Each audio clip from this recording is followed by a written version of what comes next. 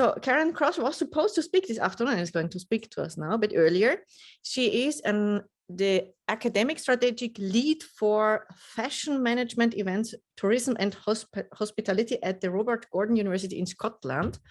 And I'm sure we all have heard about the negative impacts of fashion, but actually Karen has something to say about how fashion can be made, I don't know, good, to have a positive impact. And I'm very much looking forward to this, to learn about how people who are fashionistas can enjoy their fashion without remorses. Thank you very much. Karen, the stage is yours. Thank you very much. I will just try to find my stuff on screen. I can't find it. I'll just go to desktop and share via there. Just give me a second.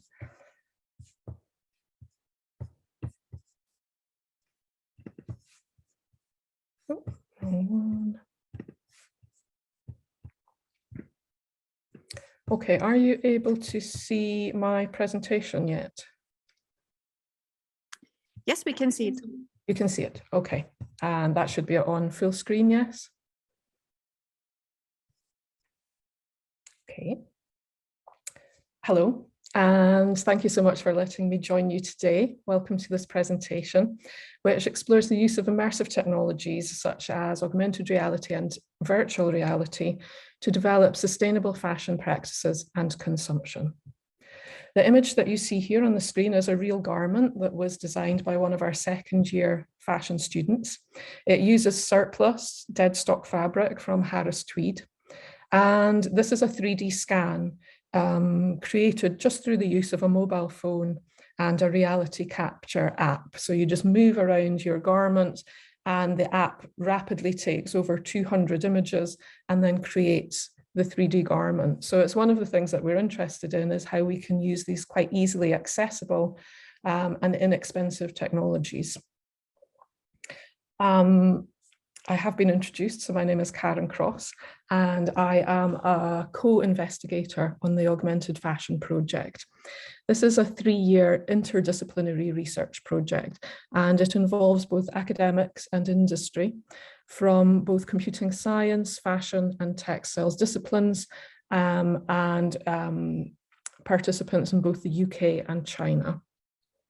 The project seeks to explore ways to educate the consumer about the craftsmanship, heritage, value and sustainability of traditional fashion and textile products, exploring how the use of these immersive technologies might engage a contemporary audience with more traditional fashion products and perhaps move them away from fast and disposable fashion.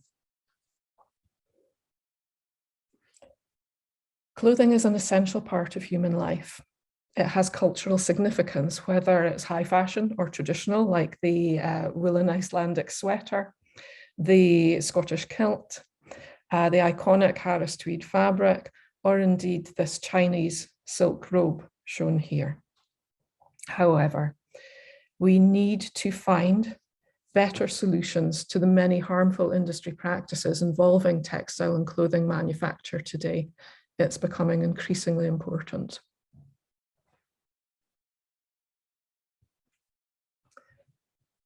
To give you a little bit of context into the two countries that we're working on, the UK has embraced fast fashion. This is described as an accelerated model of business that sees new products in store every couple of weeks. Often these products are poor quality, made from finite resources such as petroleum, and with prices that are so low that the clothing becomes almost disposable from the consumer's point of view. And we in the UK buy more clothes per person than any other country in Europe. In China, sustainable fashion is not a mature market yet either, but there is increasing consumer awareness, and that is combined with Chinese government action. So for example, China is currently developing mandatory climate disclosures for companies in a bid to overcome increasing consumer suspicion over brands greenwashing their sustainability claims. So our initial project research established that fashion brands were using augmented reality and virtual reality technologies in 3 ways.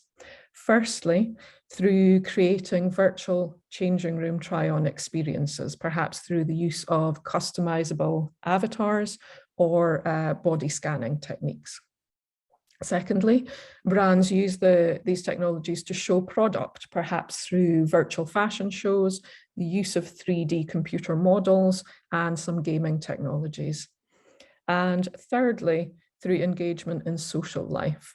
And the third image that you see on this page is British brand Burberry's augmented reality app that they did a few years ago. So as a consumer, you could download the app, you could apply Burberry frames and little scribbles and doodles and icons and little bits of text onto your own images, and then share those through your social media. So you were interacting with the brand and also sharing the brand ethos through your own social life online. If we unpack each of those in a little bit more detail, then the key sustainability benefits associated with virtual try-on are really to increase consumer confidence in online ordering so that we reduce the amount of product that's returned. This is a phenomenon called bracketing, where we find consumers are ordering garments in different sizes or different colors with the full intention of returning some of those again, just keeping the one that's most suitable for them. So before the advent of online shopping, we would take a trip into town, visit some stores, try on potential purchases, and we took our purchases home with us. Brands delivered goods in bulk to their stores for us to visit. But now brands are delivering directly to our individual addresses, and the transportation of goods from place to place contributes to pollution, with most retailers using heavy-duty lorries to deliver their garments, and obviously these vehicles contributing to CO2 emissions. The trend towards online fashion purchasing had been growing year on year, but this trend accelerated due to the COVID-19 lockdown, which saw reduced access to physical retail stores. And this trend for buying online has led to huge numbers of returned goods, and the environment pays a huge price for this practice. When an item is returned, it enters a reverse transportation chain, effectively doubling the emissions. Having made that journey to the consumer and back to the brand again, almost 50% of those garments will not even be restocked by the retailer because they've missed their optimum selling window and are now of little value. They will be sold on to discounters, they will be sent straight to landfill, or they will be incinerated. And some estimates suggest that these garment returns generate 15 million metric tons of carbon dioxide, which goes into our atmosphere.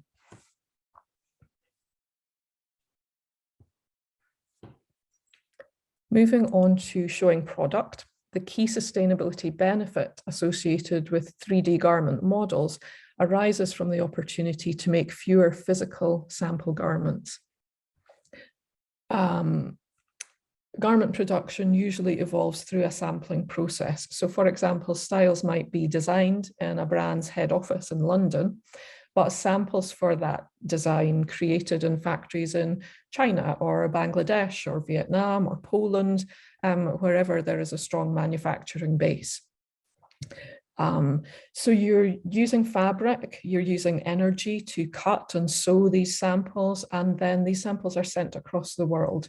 So there are delivery miles that are being incurred as well. A fast fashion brand may sample several thousand styles each year. And often it takes more than 1 or 2 or 3 samples to get that product right before it is ready for production. So you can imagine this ends up being a significant amount of resource used. The possibilities of 3D garment models could go even further. So for example, what if the customer was seeing 3D garments online, making their purchase decisions from that image rather than a photograph of a real garment, and then the style was made to order? This would substantially reduce waste, overproduction, and unsold styles. 3D garments are not the only way to show product. As I mentioned earlier, it could also involve virtual fashion shows, and those could be business to business. So trade fairs, trade activities, virtual showrooms. We saw these developing rapidly during COVID because face-to-face trade fairs couldn't happen. But virtual fashion shows can also be business to consumer or consumer engagement activities, which leads me on to the third category that I introduced, which is engagement in social life. And the key sustainability benefits there are around the use of virtual events, which then reduces travel emissions. You don't have to go somewhere. You don't need to use resources to set up that event. And you can be enhancing brand awareness and brand loyalty without any of this travel to physical venues. Creating virtual events also aligns with UN's Sustainable Development Goal 16 to promote inclusive societies. You no longer need to have a certain job, a certain physical ability, or a certain financial status to attend these events. So we have a democratization of the fashion system through these opportunities virtually. From a business-to-business perspective, the industry's traditional Fashion Week schedule sees thousands of fashion buyers, designers, and content creators traveling around the world and clocking up air miles. So again, providing immersive experiences instead of these real shows can offer an alternative that involves less travel, less emissions, and aligns with UN Sustainable Development Goal 13, which urges action to combat climate change.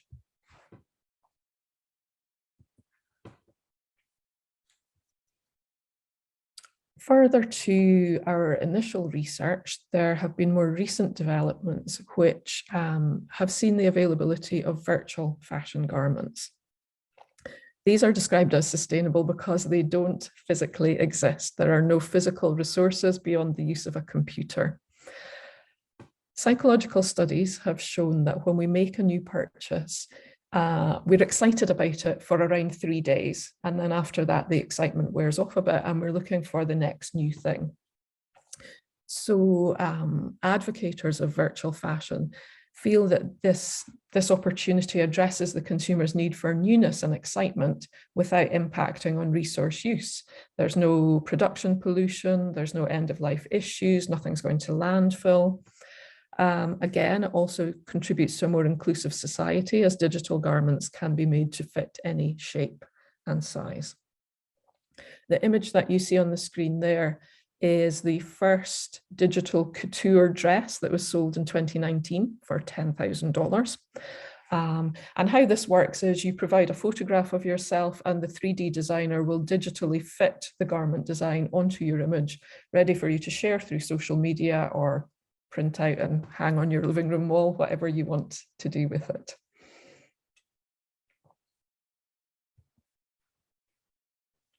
So creators of virtual fashion propose this as a solution to the impacts of wear once dress norms. They also provide a new revenue stream for fashion brands in the form of non-fungible tokens or in-game purchases. And the money being spent on virtual content in the gaming industry is huge. So the fashion industry is realizing there might be an opportunity there. The image that you see here shows products developed by luxury fashion brand Balenciaga, which comprised of a very limited collection of real garments available in their stores and a drop of virtual garments available for purchase in the Fortnite computer game platform.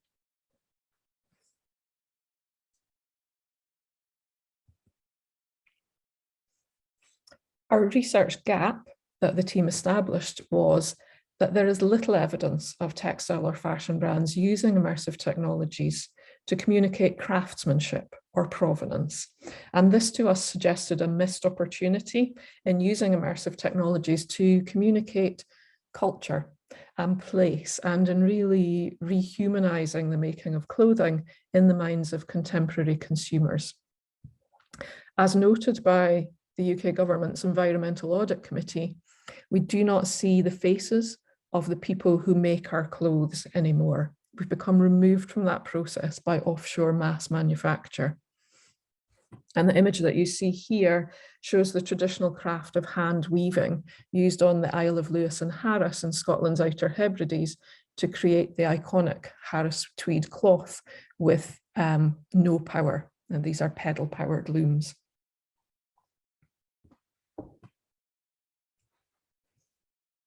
How many of us stop to think about who made our clothes, or about where they were made, the conditions they were made under, and what they were made of?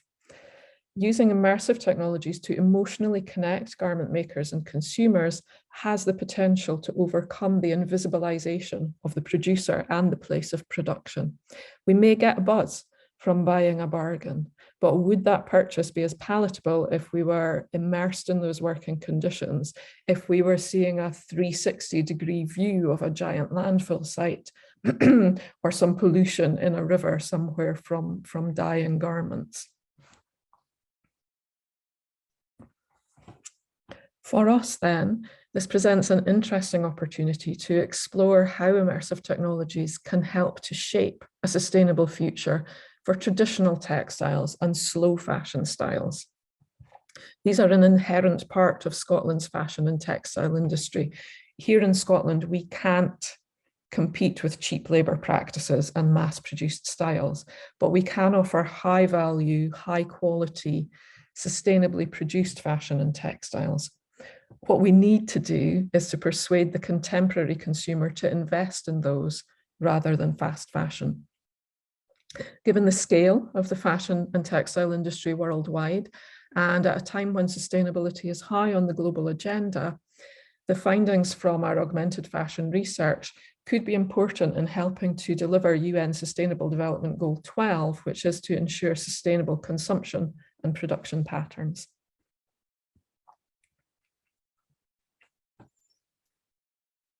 Our project is still a work in progress. It runs until 2024. So far, in addition to the original project, we've secured a knowledge transfer partnership with Harris Tweed, and we have an associate working with them with a focus on developing sustainable practices, seeking appropriate certifications to provide reassurance and authenticity to their consumers, and looking at ways to sustain year-round employment for what is a very small and rural community on the island, in the hope that it preserves that island community and stops people leaving the island to find meaningful work.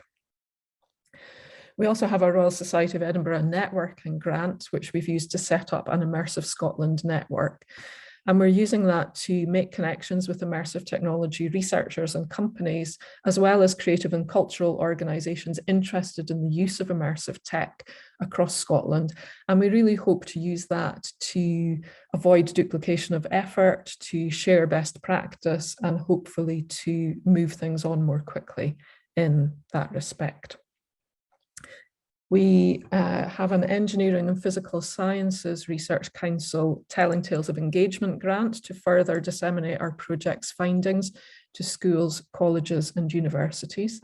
And the focus on that will be trying to overcome the silos of disciplines between computing science, which is largely male focused, and fashion and textiles, which is largely female focused. So we want to try and mix things up a bit at the stage where youngsters are making decisions about what their subjects will be at schools and colleges, and what their future career opportunities might be.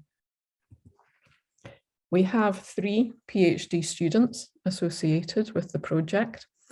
Ming Yang is based in our School of Computing, and his research is on universal immersive virtual try-on system for fashion and textiles. We have Fee, who is based in our art school, researching the potential for augmenting textile craft making within small-scale Scottish makers. And we have Regan, who is with me in the School of Creative and Cultural Business, researching consumer behaviour and impulse buying to try and establish the strategic impact of the metaverse on fast fashion and sustainability. As I mentioned, this is a work in progress. Currently, we are developing some immersive storytelling experiences with a sustainability message so that we can test audience reaction and engagement with those on different platforms. We're hoping to measure impact on known consumer behaviour gaps around sustainable purchase intentions, and also to support small to medium enterprises, which is mainly what Scotland's fashion and textile industry is, in their ongoing digital development. We've seen amazing developments by really big luxury brands who obviously have enormous budgets to play around with this sort of thing. But what we're interested in is how to get this to those smaller scale, more rural, more dispersed practitioners, brands and businesses, how we can do this on a more cost-effective way so that they don't get digitally left behind in what's a really increasingly competitive online environment.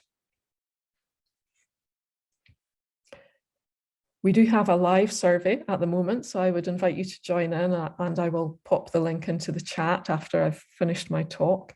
It involves asking you to watch a very short traditional piece of video media branding versus some virtual content that we've developed, and you'll be asked a few questions around them. So I would encourage you all to take part. I'm just going to presume that you all wear clothes, so that means your opinion counts. So thank you very much for listening. I hope that gives you just a brief indication of the types of work that we are undertaking within our project.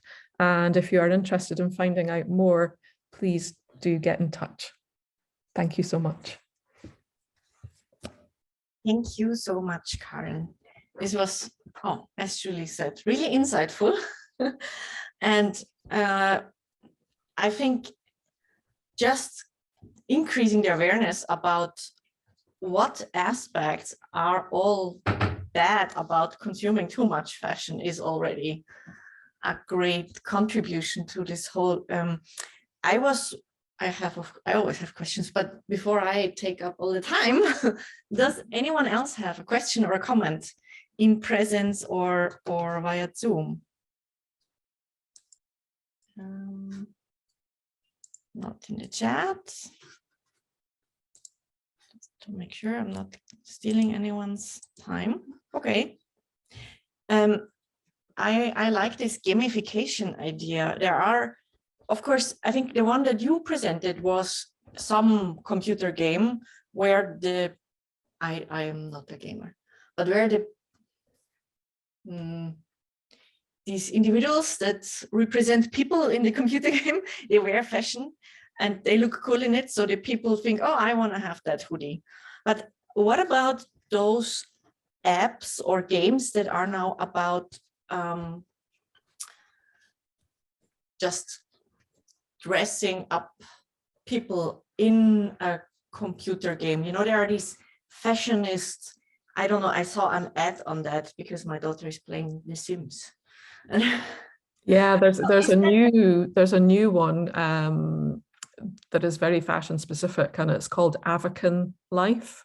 Mm-hmm. So if your daughter likes The Sims, she might want to check out Avakin as well. And normally in computer games, it's a predominantly male audience, but Avakin have created a metaverse that is predominantly female, and they propose themselves as the first online gaming platform that has online fashion designers as a team, and they do twice weekly drops of new fashion products.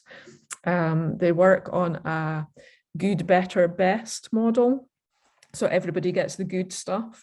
Some people get the better stuff, and if you are willing to make in-app purchases and pay money, you'll get the the really good stuff. And there's a number of fashion brands that are now dropping products in there. So within Avakin, you can meet your real friends, but all as avatars, and absolutely live this amazing virtual life where you go to real-time concerts, you meet for coffees, you have a nice flat, you have pets, all sorts of things, and then you can wear all these outfits at the same time. I was also thinking that, because if producing and consuming fashion in real is so bad for the environment, and a lot of things get more virtual, maybe it's enough psychologically for people to just consume virtual fashion, like, oh, this is my avatar and I dressed my avatar fancy. After all, I look much better in the computer than in reality anyhow. So, and it costs a lot less money, and it doesn't harm the environment. So maybe that is the future. What do you think? It's certainly what the advocators of these things are proposing. And I can't tell, actually. I mean, I presented this stuff to my students just before Christmas, and they're fourth year fashion management students. So I thought they would really be into it. And they rejected it. They were quite sort of skeptical. And I don't know if there's just a bit of COVID-19 online fatigue. And they were sort of saying, oh, you know, we've had enough of online stuff. We just want to go to a real concert. Yeah. But they were also quite cynical about it as well. They said, oh, it's a bit creepy. And, you know, why do people not just want to be themselves? Why do they have to go and be online and have wings and all of these other things that you can buy on Avakin Life? So I was quite surprised at them. I would have thought they would have been more early adopters. Mm-hmm. It's still early days, and it's a huge talking point in the fashion industry at the moment, and there are some key players that are really pushing forward. Louis Vuitton is moving into it, and Nike Sportswear bought over a 3D sneaker design firm a couple of months ago, so we can see them investing in it.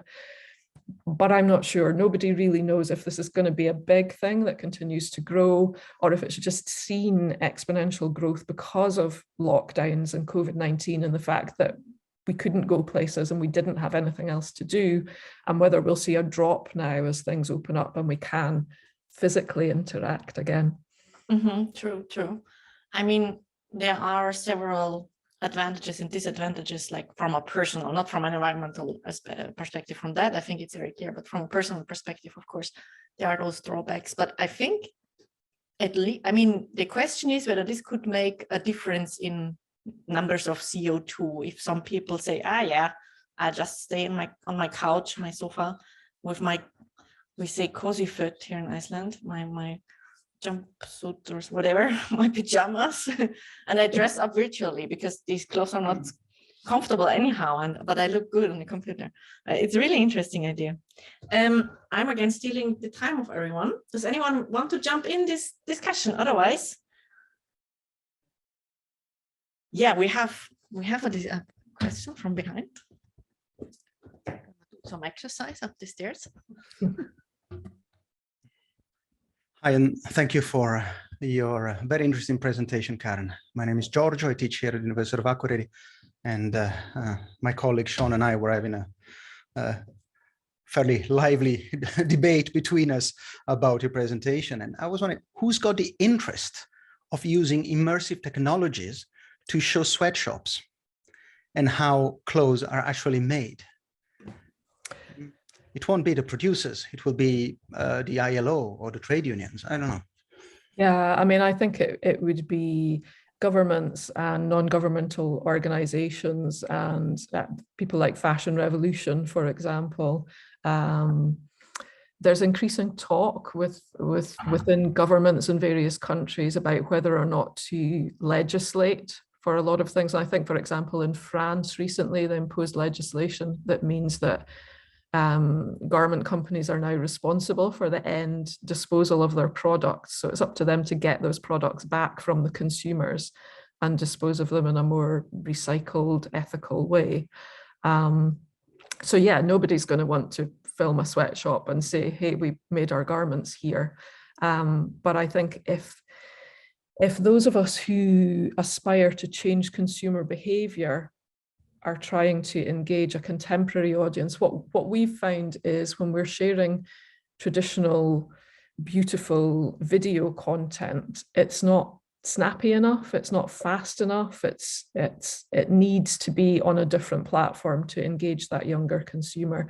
And we know that younger consumers have the biggest interest in making sustainable fashion purchases, but also that there is a gap between their interest and their actual behavior, which there are various barriers for. Some of those barriers are cost related because sustainable clothing tends to be more expensive.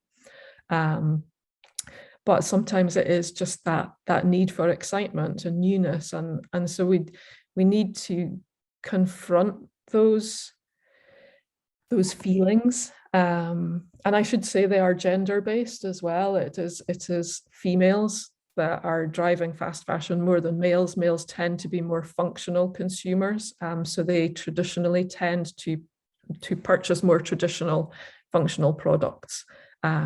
So it is trying to find a way with emotionally engaging younger females away from fast fashion. Karen, I am currently wearing a suit that I bought in 1999. I rest my case. So great to know, Giorgio. I have to say, it's a very... I'm a cheap bazaar. It's very snazzy. Hi, my name is Sean. I actually have one question kind of on the consumer side of things. Your statistics about consumers like ordering multiple sizes of garments, I thought was incredibly interesting. I myself am guilty of, ordering garments in multiple sizes just because like on the manufacturing side, it seems like there's a lot of inconsistency. I mean, I've purchased, the same garment from the same producer, at least I think it's the same producer, in the supposedly the same size and gotten, 3 or 4 variations of that size. Has there been any effort to sort of standardize and sort of better communicate, sizing conventions between, the manufacturers and the end users? It's a really good point. And it's a huge issue for the fashion industry, which they haven't bothered to address up until now because online shopping in its bigger form is quite new. For example, in the UK, the last proper sort of full scale measuring research that took place was in the 1950s, which was post-war when everybody was skinny from rationing. There have been lots of studies done since, but they've been done by individual companies who have not decided to share the results. So, for example, Marks and Spencer's did their own research, but they've kept that for Marks and Spencer's sizing, and various other companies. So you get huge discrepancies within different companies of how they size their products. And there's something that's called vanity sizing, again, aimed at us ladies, especially where it's retailers aiming at younger people. They know that they want to be smaller in size usually. So a size 12 in a youthful brand like Topshop would be a much smaller size than in a size 12 in Marks and Spencer's, which is aimed at a more mature consumer. Where you've ordered from the same brand and you're getting sizing discrepancies, that's probably because that brand is manufacturing across different contractors. Most brands don't have their own manufacturing, so they will be subcontracting out, and you will get different size tolerances and discrepancies within that as well. So no, a joined up approach would be great, but it hasn't happened for a long time. Thank you very much. We have another comment. Hi, this is Kanaga here from India. I come from a land where handlooms are very popular, but of course the traditional knowledge is getting lost. Do you think handlooms can be a sustainable option and that can work? Apps are really great, but when it comes to real clothing, we need sustainable fashion. Do you think handlooms can play a role? Thank you. Yeah, I think they can. And the examples that I showed with Harris Tweed, which are pedal-powered looms, that was an industry that we nearly lost in the 1980s in Scotland. And it took a real concerted effort by cultural and government organisations to bring that industry into a modern era where it could compete and give the quality that was required, but that it still had that traditional cultural and heritage element that we wanted to preserve. There are lots of areas of the textile industry that have been fully automated, and weaving is one of them. So you have these enormous power loomed weaving facilities across the world. But if we look to a more sustainable future, it is one of the elements where we can provide decent work for localized people. And in terms of a move towards more slow fashion, a key aspect of slow fashion is that it's more localized production. So if that's something that you can sell to the consumer and the consumer starts to actively look for, we know that Harris Tweed, for example, in Scotland is doing really, really well at the moment because people are looking for that authenticity and they're looking for that story and they like the romance of it and the smallness of it. So it is about trying to engage more consumers with that type of purchase rather than a cheap mass-produced woven piece. Thank you. I have a question in relation to, you stated at the beginning that you pitched this to your students and they were not really into it. I'm wondering, I did my BA thesis on responsible consumption targeted at preteens and teenagers. They were the most marketed population with disposable income, yet they're not really being taught about this responsible consumption. So how about trying to pitch it to them? Because the marketers that targeted them were going for them because they're young, and once they hook them while they're young, they continue shopping the same way with the same brands to their adulthood. So perhaps in changing their mindset while they're still young, it could be workable. Yeah, I absolutely agree. And it's one of just the most recent bit of funding that we've got for our Telling Tales of Engagement thing is to do just that. It's to develop an app and then go to schools and sort of get school pupils playing with the app, involved in it, and then helping to disseminate the messages around that. And the app that we're developing, we've called it Tweed Face. So we've got an artist who's created different sort of layers of tweed that you can put on your face and take a selfie. But each time you change the pattern, there's a sustainable fact pops up above your head as well. So we're trying to get just really short, brief messages to introduce that to these younger consumers. It is so addictive. And I talk to some of my students who say that they use ASOS, a huge global online retailing platform. They use that almost as a form of social media. So they'll check 2, 3, 4 times a day to see what new stuff's coming up. They might make a purchase from ASOS in the morning, and then because they've made that purchase, the really powerful artificial intelligence algorithms that ASOS are using then tracks them through their social media and starts showing them other stuff that they think they will like. So by the afternoon, they'll have seen something else that they hadn't seen in the morning, and they've now purchased that as a second purchase on that same day. And when they were talking to me about that, they realized how bad that sounded. And I was saying to them, that doesn't just sound bad, guys, that is bad. But that's what they're doing. And it's just an addictive thing where we crave this newness, and the products are so cheap that they have the money to be able to buy them. I think I have another question from the audience. My name is Max. I'm an exchange student here at the University of Akureyri. Thank you for your talk. It made me think about many things because I never thought about fast fashion in that way. And I do get the perspective of artificial reality to make artificial fitting rooms and these kind of things. But I am kind of skeptical about the shifting fashion into like a metaverse, dressing the avatar kind of thing.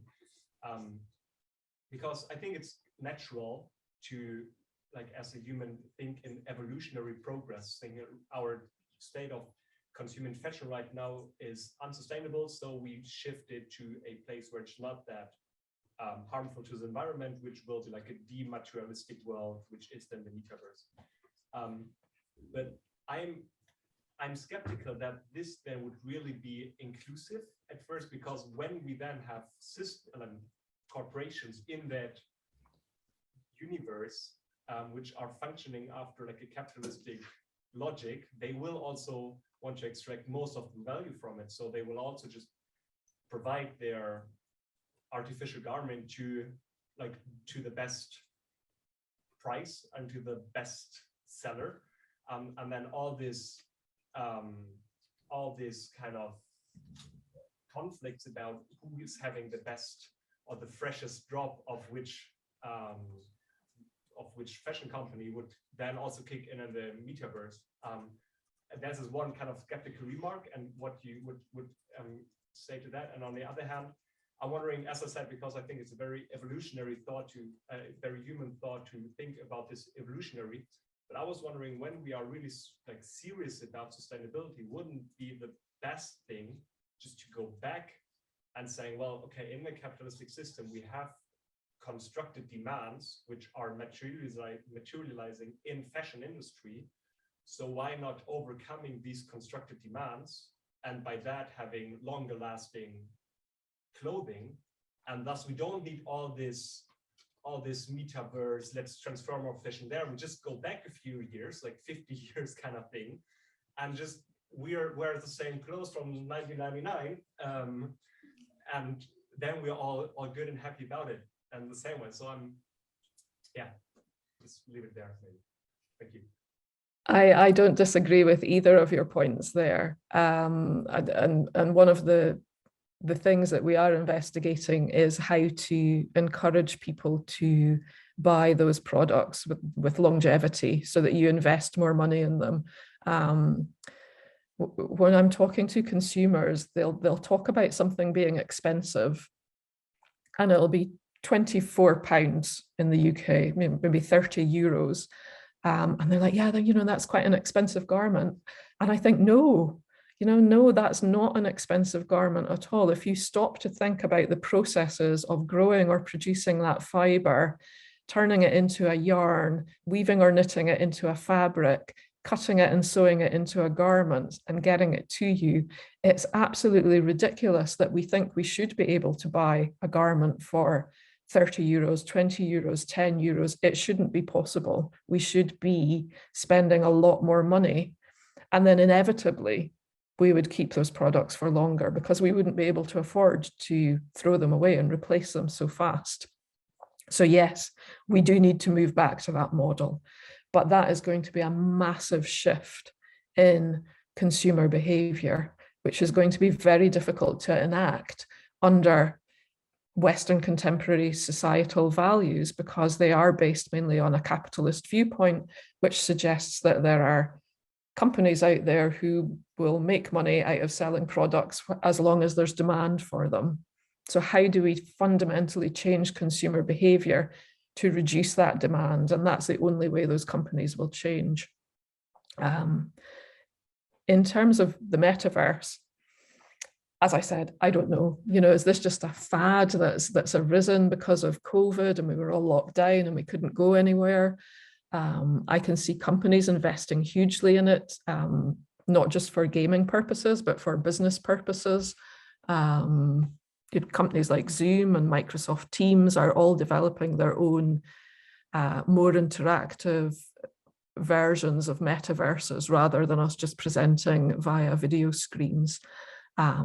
So if we evolve in societies, and I don't know what's happening with you guys, but at our university, we've moved on to a 50-50 working policy now, where we'll work 50% of the time at home and 50% of the time in the office. So perhaps in the corporate world, that might drive desire for dressing your work-based avatar for the days that you're working online and you're meeting people across the world, and reduce the need for physical garments for the days that you do go into the office. But I don't know. I feel it's too early. I can see companies investing, and I see a lot of talk around metaverse and avatars and all of the associated virtual products that that could involve. But I'm a bit skeptical myself, despite my involvement in the project. And for me, my interest is much more about how we get people engaged with the traditional and the heritage and preserve that, rather than getting involved in the fantastical garments that many digital fashion firms are involved in at the moment. Thank you, Karen.